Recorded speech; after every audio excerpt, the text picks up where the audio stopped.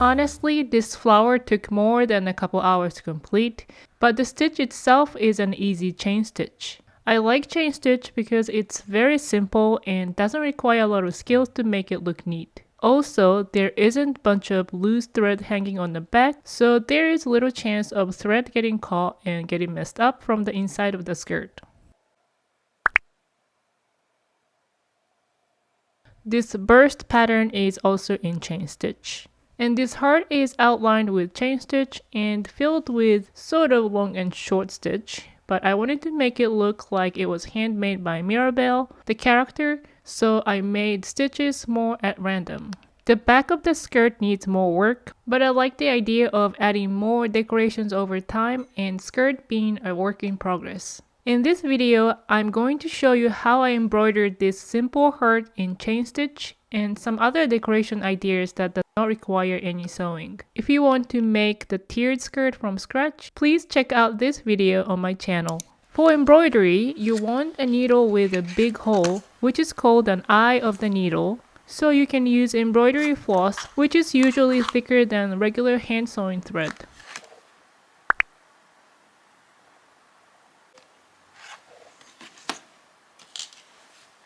And these are hanks of embroidery floss.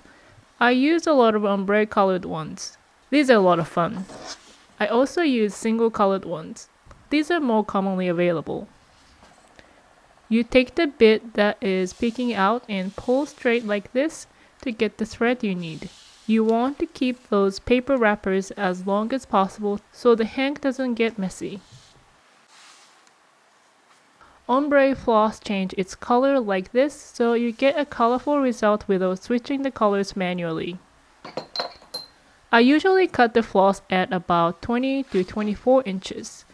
If it's too short, you have to rethread many times, but if it's too long, it gets tangled easily and that's even more time consuming.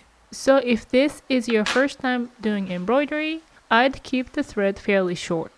When I embroidered the Mirabel skirt for the previous video, I used the floss as is, but more proper way to do it is to separate the strands one by one and recombine them to get the thickness of the thread you like. This way, it's also less likely to get tangled.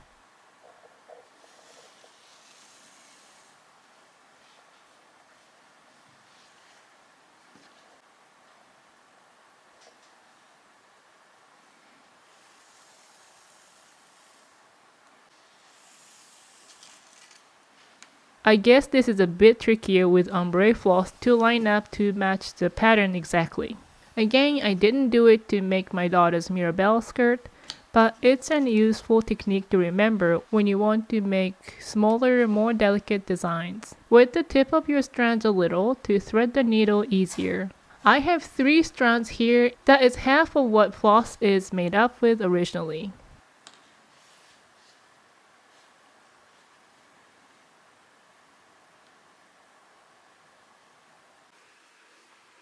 This is how I make my knot, and it's a quick way to make a knot, but you don't have to do this.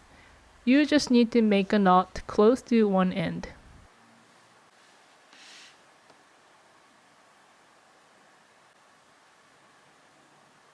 I drew a design directly on fabric. You can use chalk or a fabric marking pen that disappears when it gets wet. I think I used regular chalk that came with my small blackboard.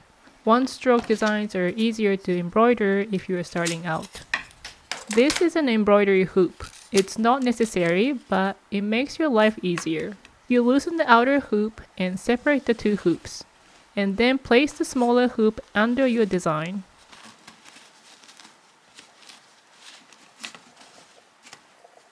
Place the bigger hoop over the small hoop in the fabric and push it down.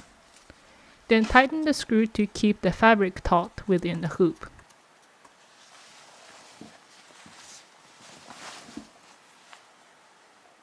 I like to use thimble on my middle finger.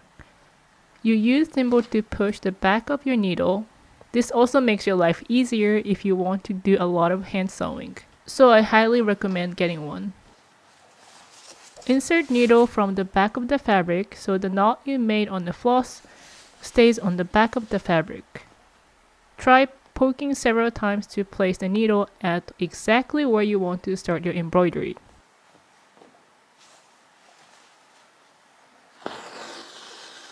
Pull your floss until the knot is right on the back of the fabric. Make sure you don't have loose floss hanging in the back every time you make a stitch. Keep the floss at the side with your thumb, and make the next stitch by inserting your needle right next to the first stitch and coming out about 1/8 of an inch away in the design line. Pull the floss taut but not too tight that you pull the fabric between the stitches. Insert the needle right next to where the last stitch came out and repeat the process.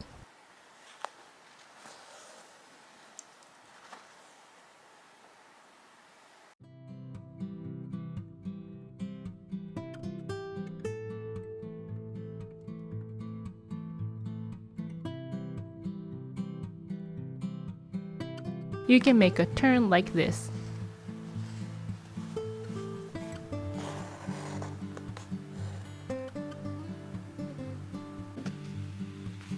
Rotate your piece as you go so you always have a good angle to work with.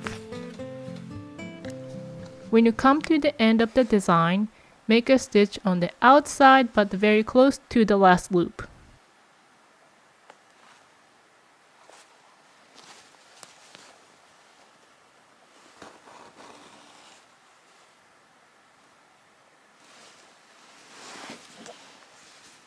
Then tie the thread right on the fabric.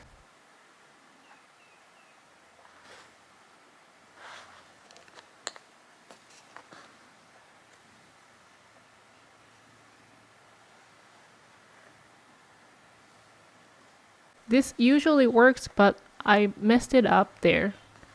You want to make sure the knot tightens right on the fabric.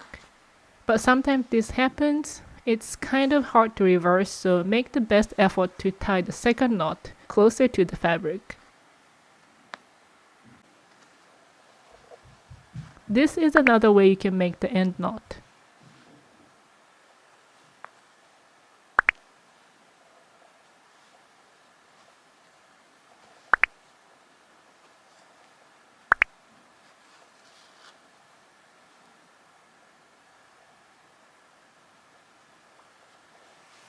Cut the floss, leaving a very small tail on the knot.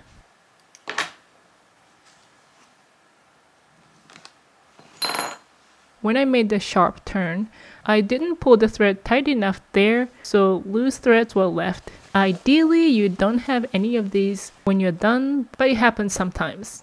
If you're not a fan of doing embroidery but still want to recreate the look, you can use puffy paint. It comes in various colors and you can wash it in the washer once the paint is dry. Before you start drawing on the fabric, make sure you have a nice flow of the paint and get used to how much pressure you need to get the line thickness you want.